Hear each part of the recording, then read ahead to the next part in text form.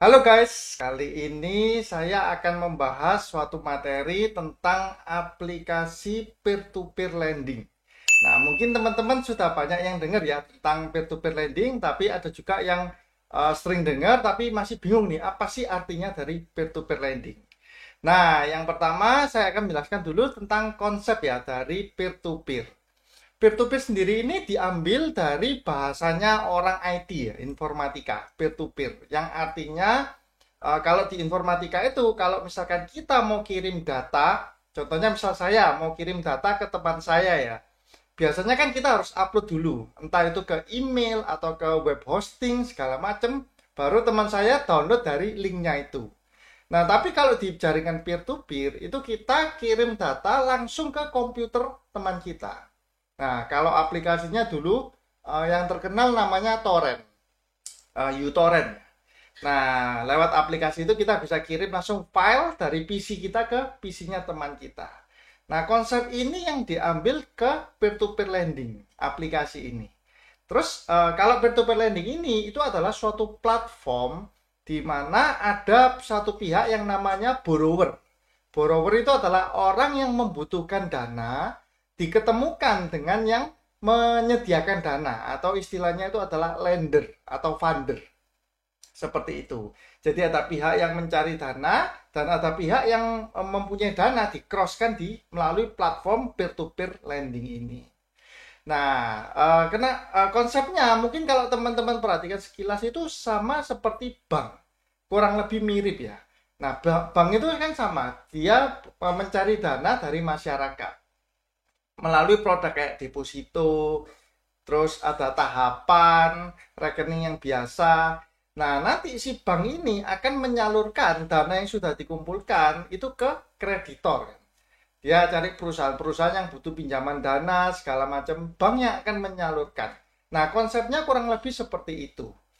Terus apa bedanya antara peer-to-peer dengan lembaga perbankan seperti bank ini? Mengapa kok ada orang yang mau memakai jasa dari peer-to-peer?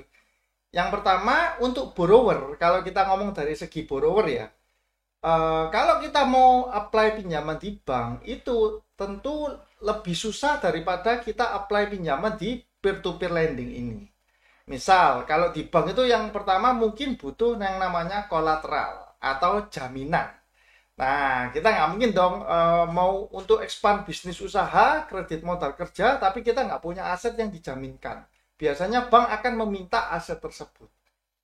Terus yang kedua, untuk birokrasi, itu bank itu biasanya lebih sulit. Jadi bank itu lebih kompleks untuk due diligence atau screening mana nasabah yang layak diberi pinjaman atau tidak. Nah, terus untuk bank sendiri nggak bisa tuh kalau kita misalkan mau pinjam cuman 7 hari atau cuma 14 hari, itu biasanya lebih susah. Bank biasanya mintanya itu lebih lama. Misalnya tenornya 1 tahun, 2 tahun, 3 tahun. Kalau kredit seperti KPR, bahkan minimal bisa 3 tahun, 10 tahun, 5 tahun seperti itu, jangka panjang. Nah, kalau kita meminjam uang itu di peer to peer itu lebih fleksibel. Nah, jadi itu dari segi borrower lebih memudahkan untuk peminjaman dana. Apalagi yang cuma untuk beberapa hari atau 1 bulan saja, itu biasanya lebih cenderung ke peer to peer. Terus bagaimana dari sisi yang lendernya ya atau fundernya? Itu akan mendapatkan bunga yang jauh lebih besar daripada kalau kita taruh uang di bank atau deposito. Kalau kita taruh uang di bank, seperti deposito ya, sekarang mungkin kita dapat bunga cuma 1 tahun 5%, 6%, kena pajak lagi. Nah, kalau kita taruh di rekening biasa malah lebih parah kan. Bunganya mungkin cuma ya sekitar 1% aja. 1 tahun ya. Tapi kalau kita taruh di peer to peer, itu kita bisa mendapat bunga itu antara sekitar 12%, mungkin sampai 24% itu kita bisa dapat 1 tahun. Jadi berkali-kali lipat bunga yang dapat kita terima sebagai lender ya. Seperti itu. Nah, terus apa sih yang perlu kita perhatikan dalam memilih website atau platform peer-to-peer mana yang layak kita investasikan? Yang pertama, kita harus melihat yang namanya itu adalah TKB 90. Nah, TKB 90 ini artinya adalah tingkat keberhasilan untuk pinjaman yang ada di platform tersebut. Contohnya, misalkan TKB 90-nya itu 100%. Artinya, semua borrower yang meminjam di platform tersebut itu tidak ada yang gagal bayar satupun. Semuanya membayar tepat waktu. Tidak ada yang gagal bayar. Nah, tapi kalau TKB 90-nya itu adalah misalkan 90%, artinya ada 10% borrower itu yang gagal bayar. Jadi yang menunda pembayaran hingga 90 hari. Jadi 90 itu adalah 90 hari sesudah jatuh tempo. Misal nih jatuh temponya 1 Januari, maka Januari, Maret, April. Maka harusnya kan 90 hari berarti Februari, Maret, April. Nah, di April ini dia masih nggak bisa bayar. Maka dia akan termasuk mengurangi persentase dari TKB 90-nya platform tersebut. Makanya itu kita harus mencari aplikasi atau platform yang TKB 90-nya ini sangat tinggi. Sebisa mungkin ya 99% lah atau 98%. Jangan sampai masukkan di yang TKB-nya itu rendah. Contohnya misalkan 80%, 70% seperti itu. Kalau di bank itu ada namanya tuh NPL ya atau non performing loan. Itu adalah tingkat gagal bayar. Misalkan 2%, 3%, tapi kalau di sini itu dinamakannya adalah TKB 90. Jadi itu adalah faktor pertama yang harus kita lihat. Terus yang kedua, kita harus tahu juga jenis kredit yang digunakan oleh si borrower ini kredit apa. Kalau untuk memudahkan, saya klasifikasikan itu menjadi 2 jenis ya. Yang pertama itu adalah kredit konsumtif. Nah, kredit konsumtif ini adalah kita meminjamkan uang ke orang yang uangnya itu digunakan untuk kebutuhan konsumtif. Contohnya membeli handphone, cicilan handphone, atau membeli di barang-barang di marketplace, online shop, segala macam. Nah, itu adalah kredit konsumtif. Nah, kalau kredit konsumtif ini saya kurang prefer. Kenapa? Karena sebenarnya itu kan orang yang meminjam untuk kredit konsumtif ini kan berarti mereka bukan pinjam uang untuk diputar uangnya, dapat uang, dapat cuan kan enggak. Mereka pinjam uang untuk dibelikan barang. Nah, untuk membayar pinjamannya mereka bergantung pada income misalkan seperti gaji bulanan segala macam. Nah, seperti ini sebenarnya saya kurang prefer. Dan bagi si borrower sendiri, kalau kita meminjam uang untuk kredit konsumtif ini, biasanya itu cuma butuh KTP saja. Cuman butuh KTP, tapi bunganya itu mematikan. Bunganya itu biasanya antara 0,3 sampai 0,4% satu hari, per hari. Nah, kalau kita hitung-hitung, 1 bulan bisa sekitar 10 sampai 12% bunganya ya, per bulan. 1 tahun berarti 100% lebih bunganya. Gila, tinggi sekali. Nah, tapi kenapa kok dengan bermodal KTP, peer-to-peer lending ini bisa memberikan pinjaman uang? Nah, saya pernah ngobrol-ngobrol dengan salah satu orang yang punya website peer-to-peer ya. Dia bilang sebenarnya dari websitenya sendiri itu sudah ada sistem untuk men-screening hanya berdasarkan KTP. Jadi ketika orang mensubmit KTP, dia akan dicek datanya itu kalau nggak salah itu di Dukcapil atau di Spendikbud lah. Pokoknya dia dicek di Dinas Kependudukan, apakah orang ini KTP-nya valid atau enggak. Nah, kalau misalkan KTP-nya valid, yang kedua akan dicek. Orang ini alamatnya atau tempat tinggalnya itu di mana. Misalkan dia, kelahiran atau tempat tinggal. Jadi 2 itu ya. Misalkan dicek ya, ternyata ada di Lampung atau Medan. Nah, biasanya 2 kota ini untuk mendapatkan pinjaman itu lebih susah. Seperti itu. Terus sesudah dicek itu, nanti akan ada pengecekan ketiga, yaitu seperti kayak di perbankan itu, apakah orang ini pernah ada kasus gagal bayar atau enggak. Nah, jadi ada step-stepnya yang mencegah supaya tidak dimanfaatkan ya. Karena kalau hanya dengan modal KTP bisa keluar uang, kan orang bisa aja berpikiran jahat. Ya udah saya pakai sini, terus saya pinjamkan di 10 tempat ya. Di 10 tempat peer to peer saya dapat uang, terus lari. Nah, kalau melalui screening itu nggak bisa. Kalau sudah keblokir satu, maka dia nggak bisa ngajukan pinjaman di tempat yang lain. Seperti itu. Nah, itu adalah yang pertama adalah kredit konsumtif. Yang kedua, itu adalah kredit produktif. Nah, kredit produktif ini biasanya berhubungan dengan bisnis ya, perputaran bisnis. Salah satu contoh dari kredit produktif itu adalah invoice financing. Invoice financing itu ada misalkan ada toko ya. Nah, dia ini waktunya untuk bayar bayar nota ke supplier. Tapi dia butuh uang cash. Kenapa? Karena uang cashnya ini lagi berputar. Dia lagi ada piutang misalkan di kliennya dia. Maka dia bisa loh nota yang untuk bayar supplier itu dia bukakan ke proyek di peer to peer ini. Misalkan notanya butuh uang 20 juta. Nah, jangka waktunya katakanlah 2 bulan kembali. Nah, nanti dia bisa mencari pendanaan melalui peer to peer sehingga orang bisa ikut membiayai. Seperti itu. Nah, kalau pembiayaan yang seperti ini itu sebenarnya menurut saya masih cukup bagus lah ya.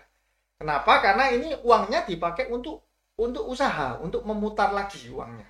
Nah, kalau yang kredit konsumtif kan enggak. Ibaratnya itu uang dipakai ya untuk kebutuhan yang sebenarnya itu enggak perlu. Tapi kalau di sini uang dipakai untuk perputaran bisnis. Nah, ini lebih bagus daripada untuk kredit konsumtif. Dari sisi bunga pun, si borrower juga nggak kena terlalu tinggi. Kenapa? Karena biasanya bunganya tuh range-nya antara sekitar 12% sampai mungkin sekitar 25% lah. 1 tahun ya tapi. Kalau yang tadi konsumtif kan 1 bulan 10 sampai 12%. Kalau yang ini sekitar 12 sampai 25% dalam waktu 1 tahun. Memang lebih tinggi dari bank, tapi ini prosesnya lebih mudah. Nah, seperti itu. Kredit produktif ini masih jauh lebih aman daripada kredit konsumtif. Nah, terus kita bisa melihat bunganya kenapa kok ada yang 12%, ada yang 20%. Itu dari tingkat resikonya. Kan orang misalkan mau meminjam dana. Nah, maka si pihak peer-to-peer ini akan melakukan due diligence. Due diligence itu adalah screening terhadap calon borrowernya ya. Dia lihat mungkin tokonya ini gimana, omsetnya ini gimana, apakah omsetnya berkembang, apakah sudah lama usahanya, segala macam. Bahkan mungkin dicek juga apakah bisa ada jaminannya. Nah, itu adalah due diligence yang dilakukan oleh pihak peer-to-peer lendingnya, pihak platformnya ya. Nah, semakin bagus performance dari borrower, maka bunganya itu yang diajukan bisa lebih kecil. Tapi kalau misalkan tokonya ini baru buka, misalkan ya 6 bulan, nah, terus dia tidak ada aset dijaminkan. Mungkin bunganya bisa tinggi, bisa sampai 25% yang harus dibayar oleh borrower. Tapi kalau misalkan toko ini sudah 10 tahun lebih, sudah punya track record yang bagus, nah si borrower ini bisa mengajukan bunga itu yang rendah. Kenapa? Karena resikonya kan juga ikut rendah sekali gitu. Nah, itu kalau kita berbicara mengenai mengapa kok bisa ada bunga yang 12%, ada yang 25%.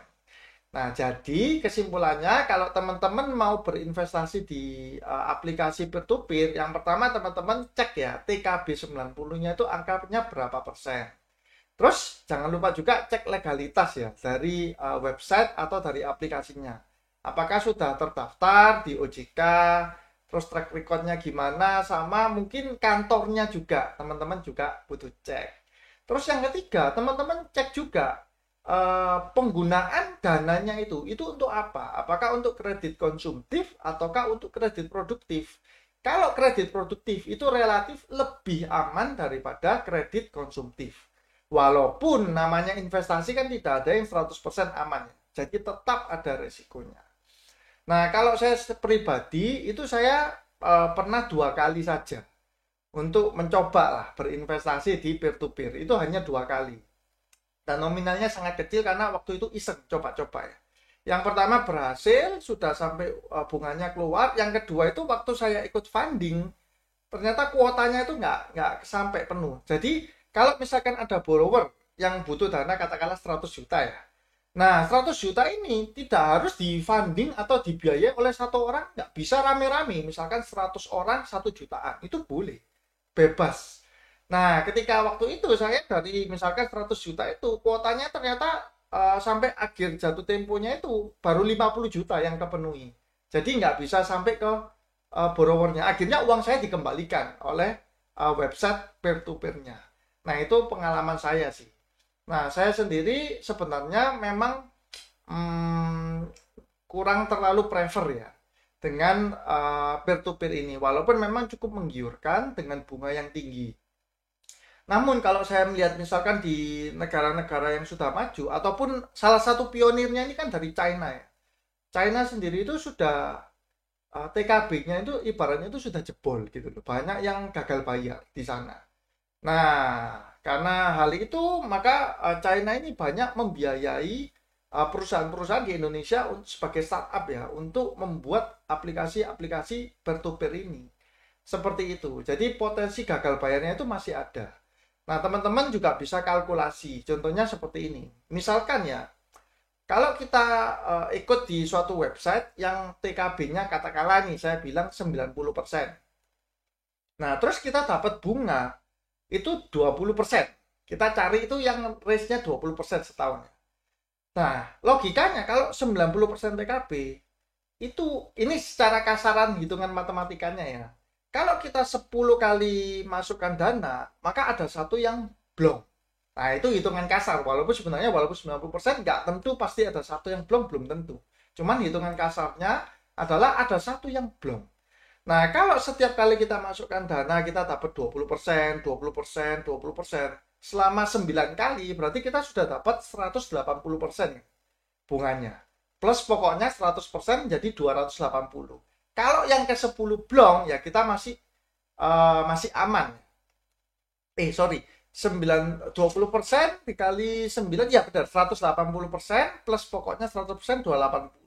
Kalau yang ke 10 blongnya maka kita dalam 10 kali masukkan dana itu kita menerima 180% karena harusnya 280 minus 100% kan blong. Nah, cuman bahayanya kalau blongnya itu bukan yang di ke 10. Kalau blongnya itu misalkan baru 2 kali masuk terus kena blong. Nah, itu yang juga menjadi resiko ya. Walaupun saya percaya due diligence dari website-website P2P itu sudah bagus di Indonesia ini. Nah, terus saya juga melihat bahwa ada yang namanya asuransi dalam peer-to-peer ini. Jadi, misalkan terjadi kasus gagal bayar, maka uang dari lender atau funder ini akan dikembalikan sekitar 70%. Nah, dengan cara membayar premi saat pertama kali ikut membiayai proyek. Misalkan kita membiayai 10 juta. Mungkin kita tambah aja preminya misalkan 2% atau berapa persen. Nanti itu ada hitungannya ya. Nah, jadi ketika ada risiko gagal bayar, uang kita itu nggak hilang semuanya, tapi dikembalikan 70%.